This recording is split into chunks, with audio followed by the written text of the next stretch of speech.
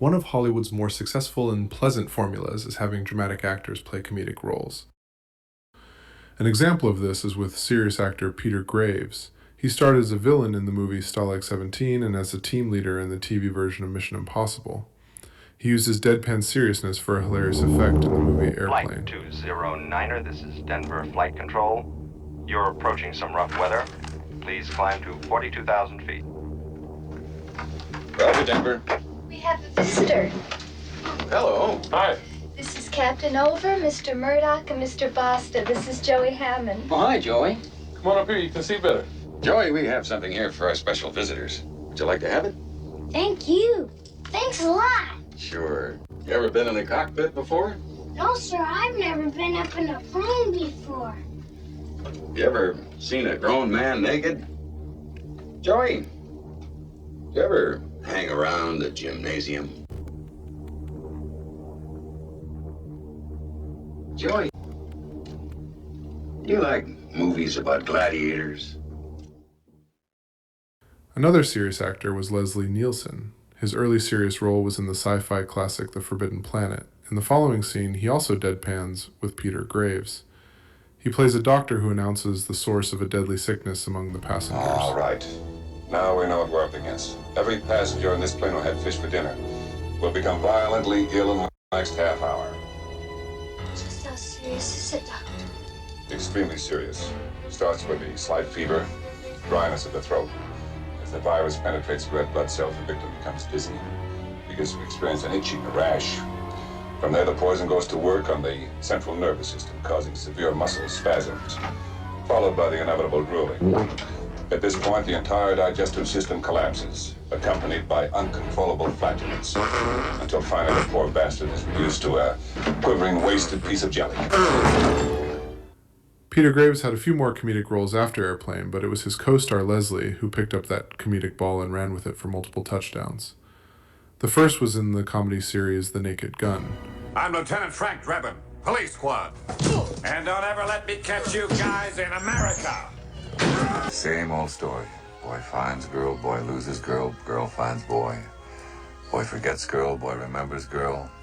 And girl dies in a tragic blimp accident over the Orange Bowl on New Year's Day. Good year. No, the worst.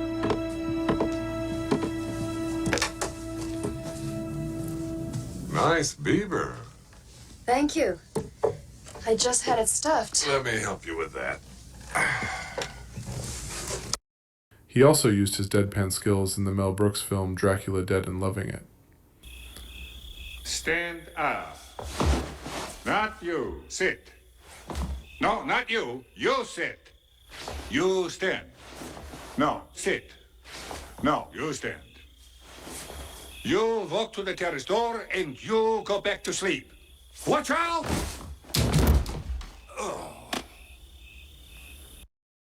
In an era of multiple failed woke films, it's a pleasant relief when Hollywood returns to an old, tried-and-true formula.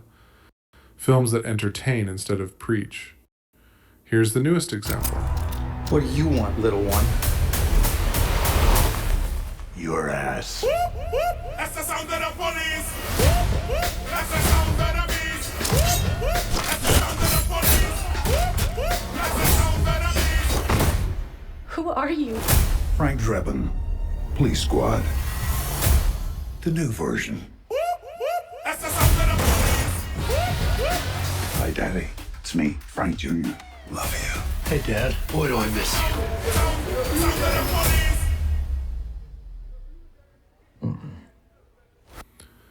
Young Frankenstein had 3 Academy Award winners. There was Cloris Leachman, Mel Brooks, and here's the third highlighting his Academy Award-winning character, Popeye Doyle in The French Connection. What's he talking about? I got a man in Poughkeepsie who wants to talk to you. You ever been in Poughkeepsie? Huh? Have you ever been in Poughkeepsie? Hey, man, come on, give me a break. Hey, What you talking about? Let me hear you say it. Come on. Have you ever been in Poughkeepsie? You've been in Poughkeepsie, haven't you? I want to hear it. Come on. Yes, I've You've been there, right? Yeah. You sat on the edge of the bed, didn't you? You took off your shoes, put your finger between your toes, and picked your feet, didn't you? Now say it. Yes. All right. You put a shield on my partner. You know what that means? God damn it! All winter long, I gotta listen to him gripe about his bowling scores. Now, I'm gonna bust your ass for those 3 bags, and I'm gonna nail you for picking your feet in Poughkeepsie. As far as Gene Hackman, I knew him from Bonnie and Clyde. And he invited me to come to his house, and he said, do you think I could get some tiny little part in Young Frankenstein? I'd love to work with Mel and you. Just a little. I said, oh, I'll see, I'll talk to Mel. If there's something, I couldn't think of anything but the blind man. And when I told Mel, he said, well, he could play the blind man. Well, the blind man was not a tiny part. It's a rather significant part. And he did it, but he did it without credit. He didn't want to say, and Gene Hackman. So that's how he got the part. He asked, can you get me a part in Young Frankenstein?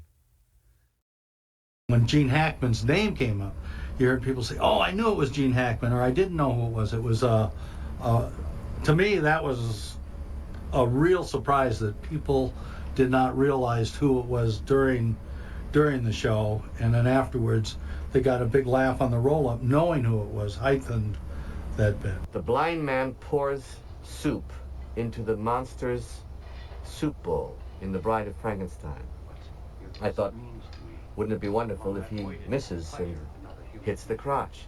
Are you ready for your soup? Hold out your bowl, then. Oh, my friend, you don't know what your visit means to me. How long I've waited for the pleasure of another human being. Sometimes in our preoccupation with worldly matters, we tend to forget the simple pleasures that are the basis for true happiness. There was almost an equivalent for each thing that happens. Food, good. Friend, good. It wasn't that we were doing a burlesque. It wasn't the Three Stooges. Except the soup came close to that, but it was still in control. And then the cigars and the thumb being lit. Don't inhale until the tip glows.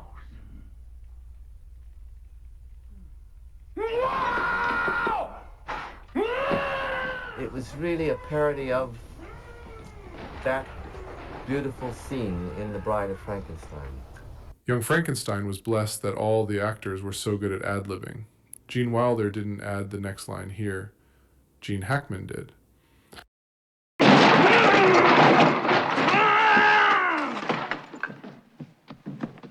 Wait! Wait! Where are you going? I was going to make espresso.